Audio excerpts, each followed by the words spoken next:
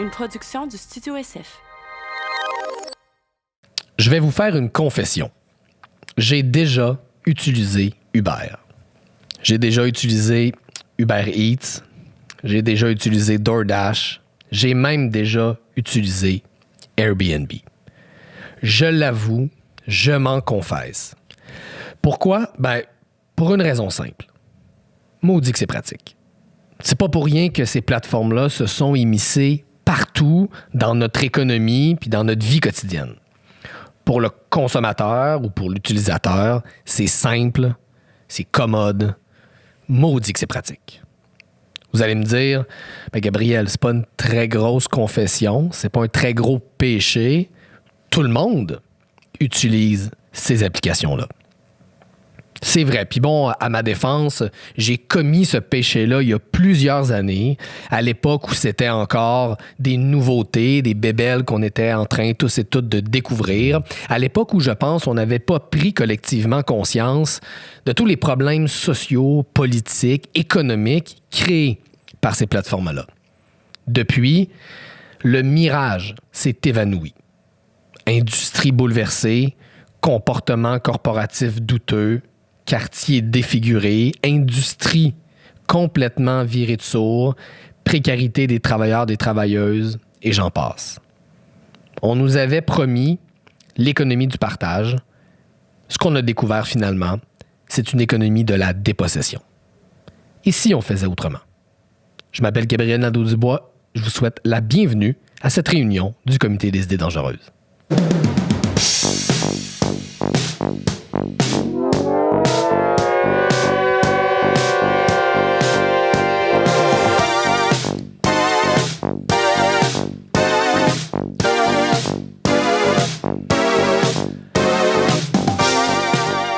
Bienvenue à cette réunion du Comité des idées dangereuses, le podcast où on parle à chaque semaine, à chaque épisode, d'une idée dangereuse ou pas si dangereuse que ça finalement.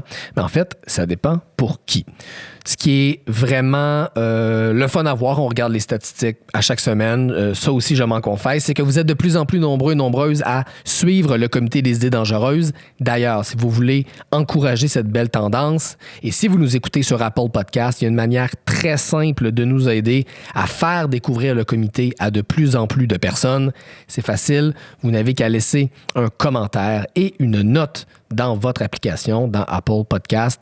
C'est facile, ça prend quelques secondes et vous pouvez même le faire aujourd'hui en nous écoutant.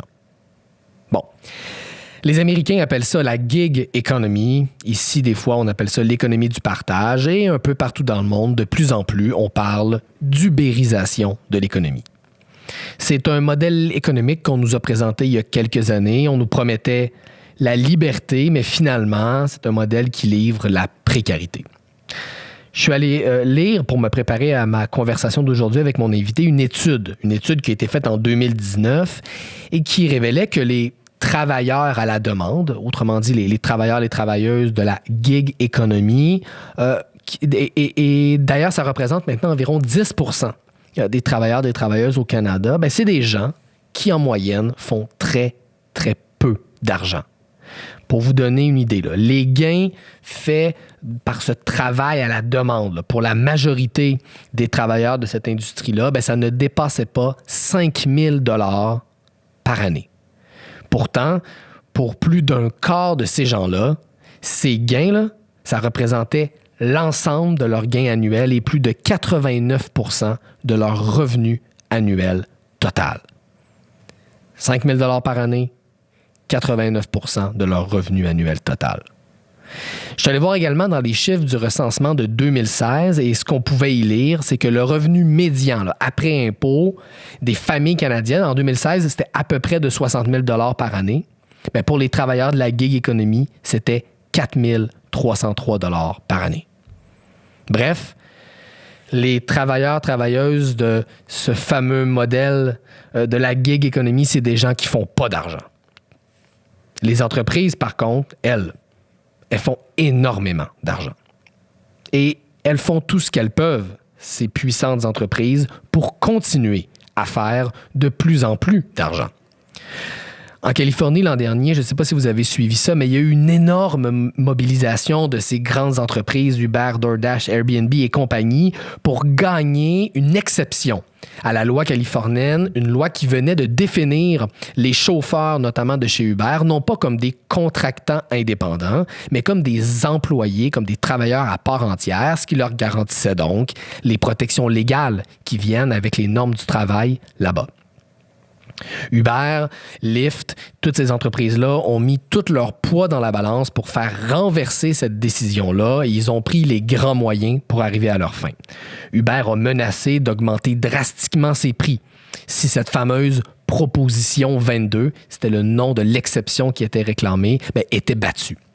Uber et Lyft, ensemble, ont dépensé plus de 200 millions de dollars en publicité pour gagner cette campagne de relations publiques.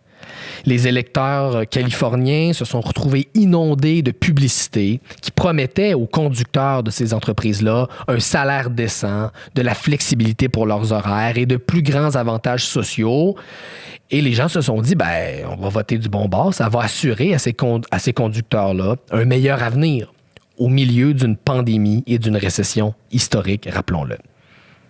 Tant et si bien que Uber, Lyft et compagnie ont finalement gagné leur bataille, ils ont gagné leur vote et ils ont évité de justesse ce qu'ils considéraient comme une catastrophe annoncée, c'est-à-dire que leurs travailleurs soient considérés comme des employés à part entière. Résultat, les chauffeurs aujourd'hui en Californie n'ont pas plus de droits, n'ont pas plus d'avantages sociaux, par exemple, n'ont pas d'assurance santé, mais ne sont pas non plus, si on prend ces mots-là au sérieux, de véritables entrepreneurs indépendants parce qu'ils ne peuvent ni fixer leurs tarifs, ni choisir leurs propres clients. Et d'ailleurs, même s'ils ont gagné leur vote, Uber, Lyft et toutes ces entreprises-là ont quand même augmenté leur prix après la défaite du gouvernement en Californie. Ça, c'est juste un exemple. Mais si on faisait, si on passait en revue les pratiques corporatives, notamment d'Uber, mais de tous ces géants-là, on verrait que partout, ils travaillent avec la même stratégie, la stratégie du bulldozer. Est-ce qu'on peut accepter que la technologie change l'économie sans qu'on verse comme ça dans l'exploitation? Cette semaine, à l'ordre du jour du comité, et si Uber appartenait aux travailleurs? Pour en parler, je reçois Dardan Issoufy. Bonjour, Dardan. Bonjour.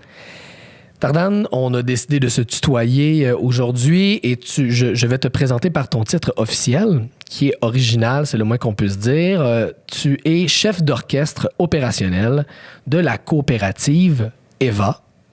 Merci d'être avec nous aujourd'hui. Merci de me recevoir. D'abord, qu'est-ce que c'est EVA?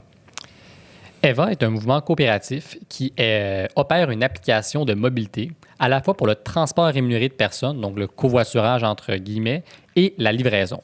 C'est essentiellement une application qui permet à un membre passager de se rendre du point A au point B et à des commerces et restaurants de livrer sans commission. C'est un mouvement coopératif qui aujourd'hui regroupe plus de 40 000 membres passagers, près de 2 000 membres conducteurs qui sillonnent les rues de Montréal, Québec et Saguenay. Donc, c'est un peu on pourrait comparer à Uber parce que qui a une version pour le transport de passagers puis une version pour la livraison de nourriture, le fameux Uber Eats que tout le monde connaît et qui fait tant mal à l'industrie de la restauration au Québec, mais c'est un modèle coopératif. Comment ça fonctionne, cette coopérative-là, concrètement? En fait, c'est un mouvement qui appartient à ses membres. Donc, les passagers et les conducteurs sont en quelque sorte des co-actionnaires de l'entreprise. Ces derniers prennent part aux décisions de l'entreprise de manière démocratique, donc un membre, un vote. Et ces derniers vont décider en fait de la tarification, des politiques de l'entreprise, des plans de développement. Et donc, ça fait en sorte que, par exemple, s'il y a des surplus, les surplus peuvent être redistribués sous forme de ristournes aux membres selon leur participation. Donc, un conducteur qui conduit plus va recevoir plus de ristournes. Un conducteur qui, par exemple, nos membres veulent se doter d'une assurance de santé, vont pouvoir collectivement se doter de cette assurance-là.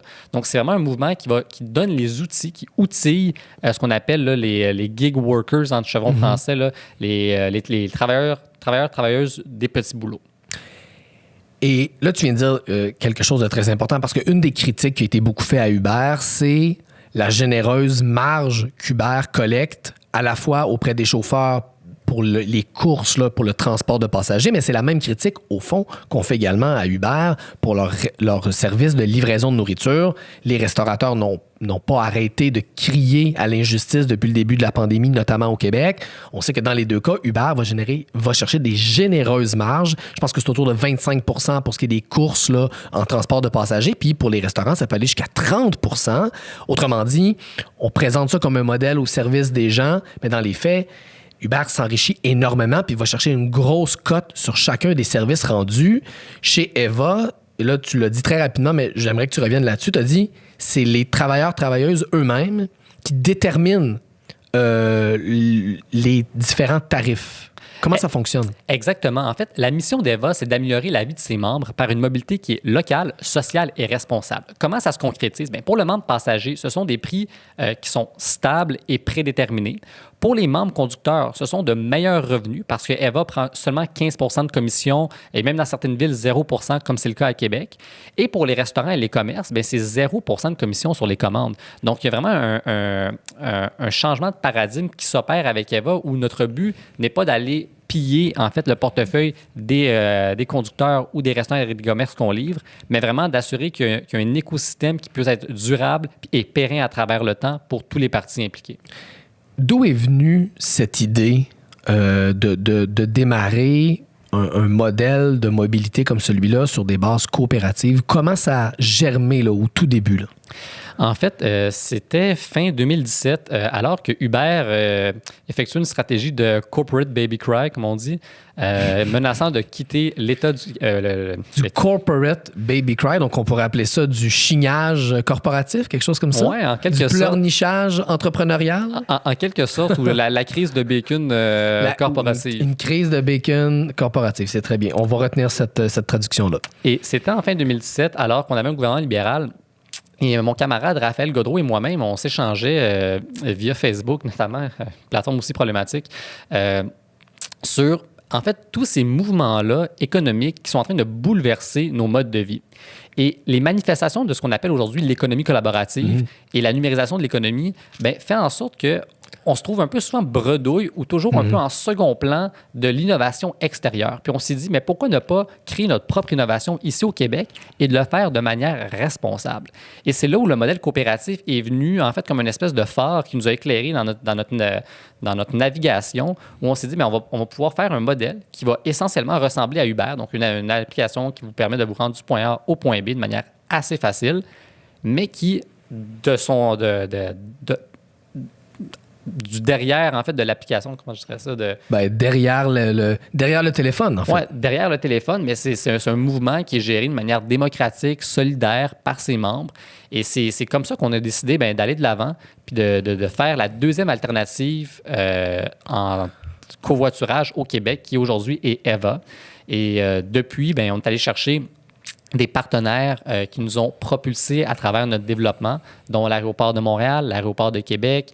Et on est allé chercher une espèce on a créé en fait une part de marché qui n'existait pas auparavant, qui était vraiment du transport comme Uber, mais fait de manière équitable. Comment ça a été reçu, cette initiative-là, par le milieu des taxis? Parce qu'on sait tous que le milieu des taxis a été fauché, c'est le moins qu'on puisse dire, par l'arrivée cavalière de Uber qui a non seulement bouleverser le système qui a été mis en place au Québec pour assurer un certain niveau de survivance aux chauffeurs de taxi. Uber, on parlait de crise de bacon, a imposé ses règles du jeu au gouvernement, a menacé de quitter quand le gouvernement a montré un balbutiement de début de volonté politique d'encadrer ces pratiques. Encore aujourd'hui, moi, je ne peux pas entrer dans un taxi sans qu'un chauffeur me témoigne de son sentiment d'injustice, de sa frustration d'avoir vu son gagne-pain fondre comme neige au soleil à cause de ces pratiques-là de Uber. Eva, vous êtes à la fois très différent d'Uber pour toutes les raisons que tu viens d'exprimer, mais en même temps, il y a aussi une similitude sur le plan de la flexibilité, sur le plan du modèle que vous proposez. Comment vous avez navigué, vous, dans ce débat-là, puis comment vous avez été reçu? Bien, tout d'abord, je pense que depuis le début, chez Eva, on a toujours été solidaires et on a exprimé beaucoup de sollicitude envers les services de taxi parce que c'est pas seulement un drame économique, c'est un drame humain. Derrière ces fameux permis de taxi, bien, ce sont souvent des familles d'immigrants de première génération qui viennent au Québec faire leur vie. Et malheureusement, bien, ils ont été victimes d'un système qui, avec l'appui de l'État, bien, a créé une surenchère sur un élément qui, à la base, ne devait pas avoir de prix. C'est-à-dire le fameux permis de taxi. Le fameux permis de taxi. Ouais. Et on a vu ça à travers la plupart des juridictions. Le modèle du permis de taxi était valide dans les années 60, 70, 50, quand on n'avait pas les méthodes technologiques de balancer l'offre et la demande pour créer un certain équilibre et assurer que ceux qui travaillent dans ce milieu-là aient suffisamment de revenus. Or, on arrive au 21e siècle, un siècle où le pétrole consiste en nos données, un siècle où on voit des bouleversements économiques par les plateformes, un siècle où on est pris de court par deux grands défis qui sont la centralisation des richesses et la crise climatique. Et on n'a pas le choix que d'évoluer. Et malheureusement, les services de taxi ont eu ce réflexe-là paléolithique, certains diront jurassique, de se fermer à l'innovation qui était l'idée de pouvoir se déplacer à travers une plateforme.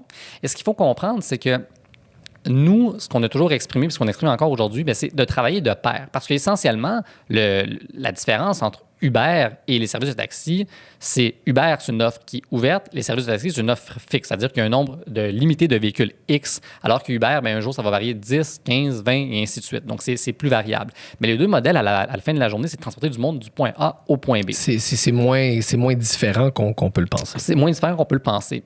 Et nous, c'est sûr qu'on est en faveur de davantage de réglementation pour les plateformes. C'est pas une thèse libertarienne qu'on a. C'est pas, le but, c'est pas d'abdiquer les pouvoirs régaliens de l'État, mais c'est vraiment d'assurer une réglementation qui soit équitable. Équitable ne veut pas dire égal pour tous. C'est équitable, ça veut dire une réglementation qui soit flexible selon les différents modèles d'affaires. Parce que le modèle d'affaires du taxi traditionnel ne s'applique pas au modèle d'affaires de Eva. Parce qu'évidemment, nous, on a des membres qui vont conduire 2 heures par semaine, comme il y en a d'autres qui vont conduire 60 heures par semaine. C'est vraiment libre au choix. On va pouvoir y revenir un peu sur les... Oui, on va y revenir.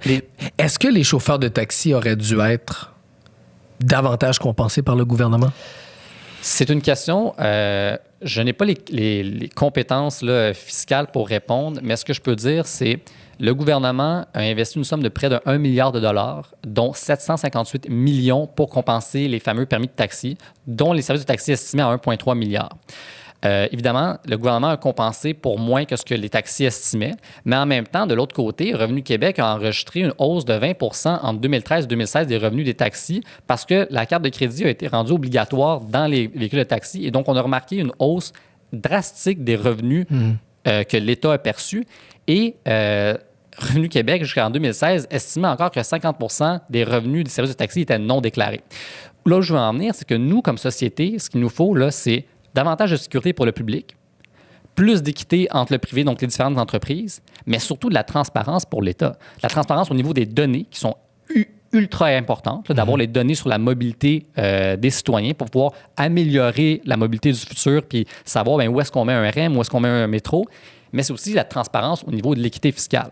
Parce que ce qui est intéressant d'un modèle comme Eva, qui utilise une base de données décentralisée, donc notre application est entièrement basée sur un protocole de la chaîne de blocs, notre chaîne de blocs, le fameux blockchain, ça fait en sorte qu'on a une transparence complète, une ouverture complète de nos bases de données envers l'État. Et l'État, qui est en quelque sorte l'extension collective de nos êtres, va pouvoir mieux légiférer par la suite les enjeux de mobilité.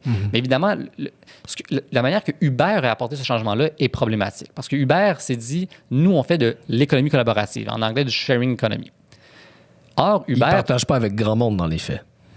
Il y a très peu de partage, puis c'est une concurrence qui a été faussée. Donc, vraiment déloyale envers les services de taxi. Et il est là le problème. Ça n'a pas été fait dans les règles de l'art.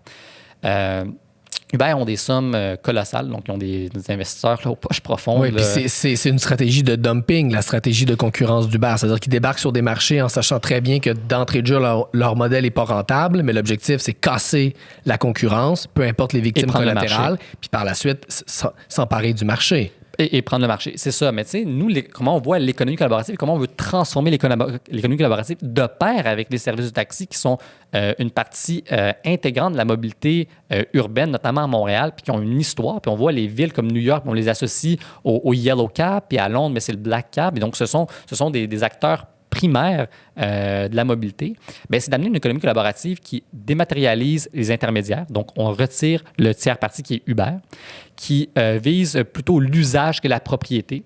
Donc, tu n'as pas besoin d'avoir un véhicule, utilise Eva pour te déplacer, qui valorise l'utilisation de la capacité excédentaire. Donc, moi, j'ai un véhicule, je vais pouvoir le mettre à profit. Puis un modèle qui, ultimement, valorise un partage des revenus. Parce que l'autre problème avec Uber, là, c'est que quand vous donnez $1 à Uber, ben 25 sous, ça va dans un stratagème fiscal entre Amsterdam et San Francisco. Ouais. Je veux dire, j'apprécie Amsterdam, c'est une très belle ville, mais l'argent qui est fait au Québec devrait rester au Québec. Ouais. C'est quoi la différence entre Eva et Uber sur le plan du traitement des travailleurs, des travailleuses, des chauffeurs? Parce que ça, c'est une critique qui a été faite quand même assez sévèrement, puis je pense qu'il est justifié envers Uber. Il y a des mobilisations des chauffeurs d'Uber un peu partout à travers le monde. Plus récemment, là, c'était à New York.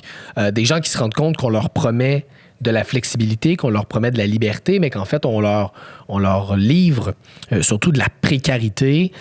Comment vous faites dans le modèle coopératif qui est le vôtre chez Eva pour assurer une plus grande sécurité puis une plus grande stabilité aux gens qui choisissent de travailler dans la coop? Bien, tout d'abord, je n'ai pas l'intention de prétendre que Eva est parfaite, quoique j'ai beaucoup d'estime pour Eva. En fait, c'est totalement différent. Imaginez Uber si leurs actionnaires étaient les chauffeurs. La différence de traitement qu'il y aurait. Uber est une plateforme qui vise, à isoler les conducteurs dans des cages de métal dans leur véhicule. Donc, pas de syndicalisation qui est possible, pas de regroupement qui est possible. Uber est une plateforme qui déshumanise les conducteurs, donc il les qualifie seulement par ce qu'on appelle le rating là, des clients. Nous, Eva, c'est une philosophie qui est différente. Nos conducteurs, ce sont nos membres, ce sont nos actionnaires. Ce sont eux qui sont au cœur de l'entreprise et c'est pour eux qu'on existe. Notre seule raison d'être, ce sont nos conducteurs, mais nos membres, évidemment, les passagers et autres là, qui forment la coopérative. Et donc, la différence, elle est non seulement dans le traitement, donc quand on recrute un conducteur, quand on l'embarque dans la coopérative, et dans la gouvernance. Donc, chaque conducteur a un vote. Et d'ailleurs, dans nos assemblées générales, bien, c'est majoritairement des conducteurs qui viennent parce qu'ils ont un incitatif personnel, financier qui est beaucoup plus grand, par exemple, que nos membres passagers. Et c'est une plateforme qui est beaucoup plus humaine. C'est un transport humain. Ce qu'on vise, c'est connecter des gens dans un véhicule. C'est de créer un moment lors d'un déplacement. Et c'est important pour nous parce que on le voit là, quand on parle des problèmes de transport. Juste au Québec, là, quotidiennement, c'est 25 millions de sièges vides qui sont en mouvement, donc 15 millions dans la couronne métropolitaine. Et 42 de l'assignation des gaz à effet de serre, bien, c'est le transport terrestre. Et donc, d'avoir des alternatives plurielles, là, donc Communauto, Bixi, Eva, quoique là, même Uber, bien, favorise en fait ce cocktail-là de mobilité. Et nous, bien, ce qu'on veut créer dans ce cocktail-là de mobilité, bien, c'est l'alternative qui est plus humaine pour permettre aux gens de se déplacer facilement, puis également de manière économique. Est-ce que vous faites des profits avec le modèle Eva? Puis si oui, ils s'en vont où, ces profits-là? Là, ils s'en vont pas à Amsterdam, ça, on l'a compris, mais il se passe quoi avec ces profits-là? Ils vont à Berlin. Non, c'est pas vrai. Ils vont en fait aux Barbades, c'est bien mieux qu'Amsterdam. Ouais, ça, il fait plus chaud. Non, en fait, Eva est une coopérative à but lucratif, donc dans le but de fournir de redistribuer des ristournes à ses membres. Mais pour le moment, notre philosophie, c'est de ne pas être à perte, de ne pas être à profit, d'arriver juste à la fin de l'année de nos exercices. S'il y avait des profits de générés, il se passerait quoi avec cet argent-là? Alors là, l'Assemblée générale déciderait est-ce qu'on réinvestit dans la coopérative pour développer dans d'autres villes ou est-ce qu'on redonne aux conducteurs sous forme de ristourne? Et ça, ce serait un vote en Assemblée générale? Exactement. Donc, selon nos règlements de régie interne, selon les 7 principes coopératifs, donc, dont un qui est bien, la redistribution des richesses. OK. Donc, pas d'évasion fiscale, pas de grand PDG qui s'en met plein les poches, mais une redistribution démocratique des profits. C'est quoi, selon toi, les leçons du modèle Eva? Parce que c'est un modèle d'économie collaborative, mais coopératif. C'est un modèle, vous l'avez développé là, dans le transport de personnes, dans la livraison de nourriture. C'est quoi les leçons ou les apprentissages que vous avez faits et qui pourraient être exportés dans d'autres secteurs de l'économie? Parce que on est revenu sur ça à plusieurs reprises dans notre conversation aujourd'hui. Ces applications-là, ces services numériques-là, ils ne sont pas seulement en train de bouleverser l'univers de la mobilité, ils sont en train de bouleverser énormément de secteurs de l'économie et la conversation qu'on a sur les impacts sur l'industrie du taxi, les impacts sur la mobilité. On aurait pu l'avoir dans plein d'autres secteurs. On aurait pu parler d'Airbnb puis de ses impacts sur le modèle du logement. On aurait pu parler de plein d'autres choses. Donc, qu'est-ce que vous avez appris chez Eva qui pourrait s'exporter dans d'autres secteurs de l'économie? On a appris beaucoup et on en apprend toujours. En fait, c'est... juste réfléchir à la question parce que c'est... Parce que c'est une révolution qu'on voit dans plusieurs secteurs de l'économie. Tu nous racontais au début que vous, c'est quand vous avez vu le pleurnichage corporatif de Uber que vous vous êtes dit ça n'a pas d'allure, il faut autre chose que ça comme type d'économie collaborative. Qu'est-ce qui dans cette expérience-là que vous avez développée dans les dernières années, pourrait être une leçon pour d'autres personnes qui souhaiteraient elles aussi, casser le modèle, appelons-le mainstream, de l'économie collaborative contrôlée par ces méga multinationales-là? C'est tout d'abord de oser. Oser s'attaquer à une entreprise qui a une valorisation de 120 milliards. Oser s'attaquer à une économie comme l'économie collaborative qui va valoir 335 milliards d'ici 2025, c'est oser développer des modèles qui sont innovateurs.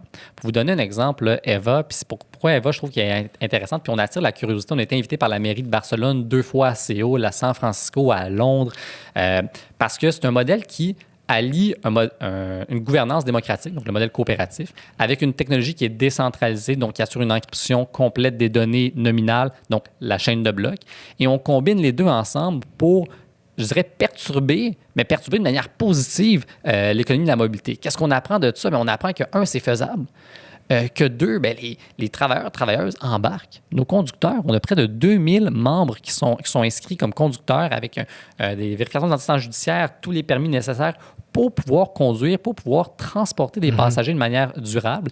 Donc, c'est un apprentissage qui est à plusieurs niveaux, mais c'est surtout de pouvoir oser. Évidemment, il y a des difficultés, puis on s'est heurté à tellement de barrières, que ce soit réglementaires, que ce soit opérationnelles, que ce soit technologiques, depuis le début de notre road trip. Mais jusqu'à présent, je veux dire, Eva roule encore, puis ça va bien. Comment on trouve l'équilibre entre innovation et justice sociale? J'ai lu une de tes entrevues qui date un peu quand même, mais qui datait justement de l'époque où il y avait la commission parlementaire sur le projet de loi sur le taxi, et tu affichais à la fois une critique sévère du modèle Uber, mais tu disais en même temps, on ne fera pas disparaître les téléphones intelligents, on ne fera pas disparaître ces applications-là. En même temps, je pense que les gens qui ont à cœur la justice sociale se disent, et je pense que c'est ce que tu disais nommément dans l'article, tu disais on ne peut pas sacrifier la justice sociale sur l'autel de l'innovation. C'est pas vrai que parce que c'est pratique, puis c'est un peu la boutade que je faisais en introduction, personne va nier que ces applications-là sont extrêmement commodes, extrêmement pratiques. C'est très simple d'utilisation, mais en même temps, ça peut être aussi un recul social. Donc, le progrès technologique n'est pas toujours aussi un progrès social. Comment, dans les prochaines années, dans les prochaines décennies, profiter des avancées technologiques sans reculer collectivement sur le plan de la justice, sur le plan de l'équité, sur le plan des droits des travailleurs-travailleuses. Comment on concilie ces deux choses-là? Mais en fait, c'est assez simple. Il faut se réapproprier nos moyens technologiques. Parce que ce qui est arrivé dans les 20 dernières années, c'est que les technologies se sont développées tellement rapidement, puis on est en quelque sorte des illettrés de nos actifs technologiques, et on est dépossédé de ces actifs-là parce qu'on n'a aucun contrôle. Donc, ça passe par une réappropriation de ces moyens technologiques-là, parce qu'il faut bien comprendre que la numérisation de l'économie est un phénomène inéluctable. Il faut arrêter de se leurrer. Il faut se lever, il faut s'organiser, il faut se regrouper et trouver des manières de pouvoir se réapproprier ces moyens technologiques-là. On le voit présentement depuis l'avènement de la pandémie de la COVID-19, le milieu de la restauration qui réalise que c'est extraordinairement pas normal qu'on se fasse voler 30% de nos revenus par des plateformes qui essentiellement nous mettent en contact avec des consommateurs. Et là, on voit un mouvement qui s'installe avec des plateformes locales comme YouEat, Check Please, Pizly, Restos locaux, qui sont livrés par Eva, donc une coopérative de solidarité, et qui assure en fait une commission, des livraisons sans commission pour les restaurants et les commerces. Et juste pour vous donner un exemple, regardez aujourd'hui le complexe des Jardins qui peut se targuer de livrer plus vite que Amazon, et le tout avec une technologie qui a été faite localement et un fournisseur de logistique qui est une coopérative. Et aujourd'hui, vous pouvez aller sur le site du complexe du Jardin, vous allez pouvoir consommer localement des produits de chez nous et vous allez vous les faire livrer en 25 minutes, 32 minutes avec un lien de suivi en temps réel, ce qui est même mieux que ce que Amazon, qui est une compagnie, on s'attend bien nantie. Excessivement puissante et bien nantie, oui. Oui. Et donc, on peut surpasser même certains progrès technologiques parce qu'il faut arrêter de subir l'innovation de l'extérieur, comme on le fait depuis 20 ans, puis créer notre propre innovation. Puis, il n'y a rien qui sera parfait. Et comme je dis tantôt, Eva est loin d'être parfaite. On a encore plusieurs lacunes. On doit s'améliorer, améliorer notre gouvernance, améliorer nos procédures démocratiques, améliorer notre technologie même, améliorer notre réseau et ainsi de suite. Je pourrais en nommer, puis on n'en finirait pas. Mais au moins, on l'essaie, puis au moins, on le fait. Puis on y va une étape à la fois, 1 kilomètre à la fois, et c'est là la clé. Donc, et je pense que les perturbations économiques qu'on vit actuellement, qui s'accompagnent avec une centralisation des richesses où le 1%, l'équivalent de la richesse cumulée de 6,7 milliards de personnes, ça va croître encore plus avec les prochaines années si on n'agit pas maintenant. Ouais. Et si on ne remplace pas, et quand je dis remplacer, mais c'est de remplacer de manière drastique, et ne pas réformer de l'intérieur, mais de remplacer des plateformes qui sont en quelque sorte des cancers économiques pour nos sociétés. Puis je ne mâche pas mes mots parce que ces plateformes-là sont en train de précariser en fait les travailleurs, les travailleuses, sont en train d'appauvrir la classe moyenne, donc on parle des restaurants, des commerces, et au profit de qui? D'une poignée de personnes. D'une poignée de personnes. Et donc, tout le reste de la société en pâtit. Et exactement. Puis en plus, ce qui est plus aberrant avec la numérisation de l'économie, c'est que ces plateformes-là ont des stratagèmes pour ne pas payer l'impôt sur le revenu, comme on le voit avec Netflix. Ouais. Donc, au final, je comprends pas. Là, je veux dire, ils ont le beurre, l'argent du beurre et le sourire de la crémière, les trois en même temps. Ouais. Comme à un certain moment, il faut que ces plateformes-là soient, réglementées, comme on le disait précédemment. Donc, il faut mieux comprendre pour mieux encadrer. Et il faut également permettre l'innovation locale, assurer cette innovation-là. Et on a encore des côtes à manger au Québec, justement, dans le domaine de l'innovation de l'entreprise pour favoriser l'émergence d'entreprises locales.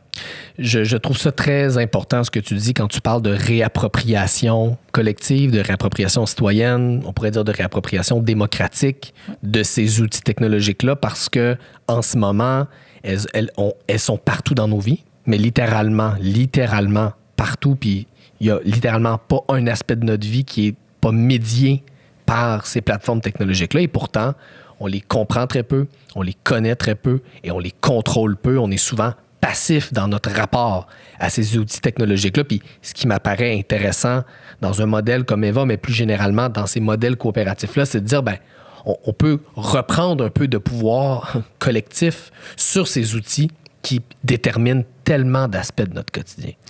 Et ce qui est encore plus intéressant, c'est que, notamment nous, Eva, dans la mobilité, la mobilité, c'est tellement présent dans nos vies parce qu'on bouge, un peu moins depuis la pandémie, mais on bouge quotidiennement et ça dit tout sur nous, la mobilité. Ça dit notre mode de vie, ça dit si on est en santé, ça dit si on est des êtres sociaux. Et cette mobilité-là, il faut qu'on puisse se la réapproprier parce qu'on se fait déposséder de littéralement tous nos moyens.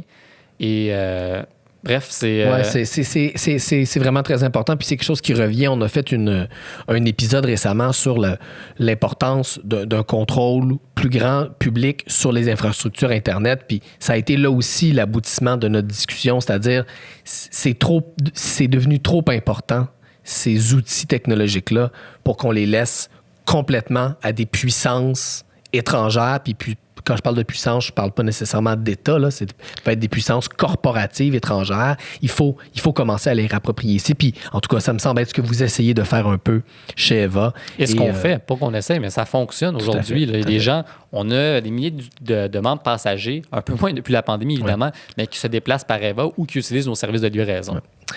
Dardan et Soufi, c'était très intéressant.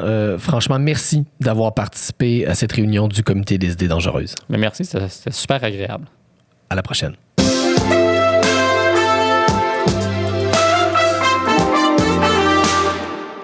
On a tous entendu parler au Québec récemment, il fallait vraiment vivre sous une roche pour ne pas en avoir entendu parler, de l'affaire Camara, cet homme qui a été injustement accusé de s'en être pris, d'avoir sauvagement agressé un policier dans Parc Extension à Montréal.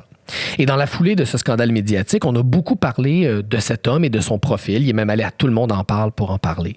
On a parlé du fait que c'était un immigrant récent, du fait que c'était un homme qui avait un statut migratoire précaire. Hein. Il était étudiant et il est toujours étudiant étranger. On a parlé du fait que c'était un homme lettré, un diplômé, un universitaire. Mais il y a un petit détail que je trouve qu'on n'a pas assez mentionné dans la couverture médiatique, c'est que M. Camara était chauffeur chez Uber. Et oui, même s'il était chargé de laboratoire à Polytechnique, il devait arrondir ses fins de mois comme ça pour nourrir sa petite famille. C'est pas banal comme détail et surtout, le cas de M. Camara n'est pas une exception. L'étude de 2019 que je citais en introduction fait également un portrait, dresse le profil des travailleurs de cette fameuse économie du partage, de cette fameuse gig économie. Cette étude-là démontre que, et les gens qui ont les yeux ouverts ne seront pas surpris de cette statistique-là, que ce type de travail-là est beaucoup plus fréquent chez les personnes immigrantes que les personnes nées au Canada. En réalité, c'est à peu près 11% des travailleurs immigrants masculins qui étaient au Canada depuis moins de 5 ans qui étaient des travailleurs à la demande en 2016. Par rapport à seulement 6% de leurs collègues travailleurs masculins nés au Canada. D'ailleurs, c'est ce que je viens de dire, c'est ce qu'on constate nous-mêmes quand on ouvre les yeux, quand on regarde qui travaille dans ces entreprises-là. On le voit, ce sont des jeunes hommes, souvent précaires, très souvent issus de l'immigration récente. Et on se rend compte, généralement, quand on leur adresse la parole, qu'ils ne maîtrisent pas toujours ni le français ni l'anglais.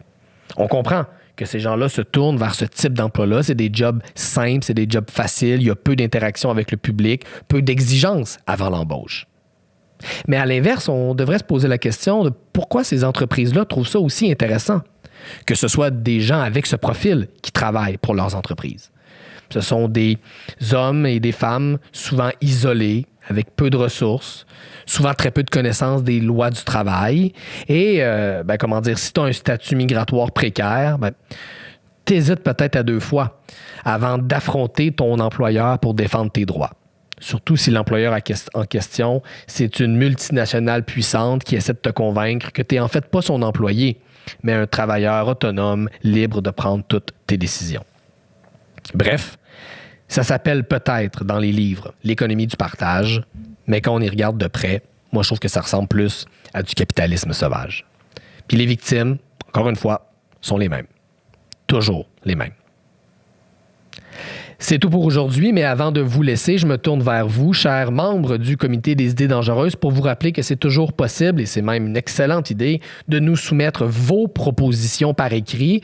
Ça pourrait nous inspirer, puis on pourrait en faire l'objet de l'une de nos réunions. Pour faire ça, c'est très simple, vous le savez maintenant. Vous nous écrivez un courriel à la même adresse toujours, podcast@quebecsolidaire.net. On se retrouve dans 2 semaines, mais d'ici là, abonnez-vous, si ce n'est pas déjà fait, au Comité des idées dangereuses pour recevoir chaque nouvel épisode. Suivez-nous sur Facebook, Instagram et YouTube. Je m'appelle Gabriel Nadeau-Dubois. Cette réunion du comité est maintenant levée. Bonne semaine tout le monde et surtout, soyez sages.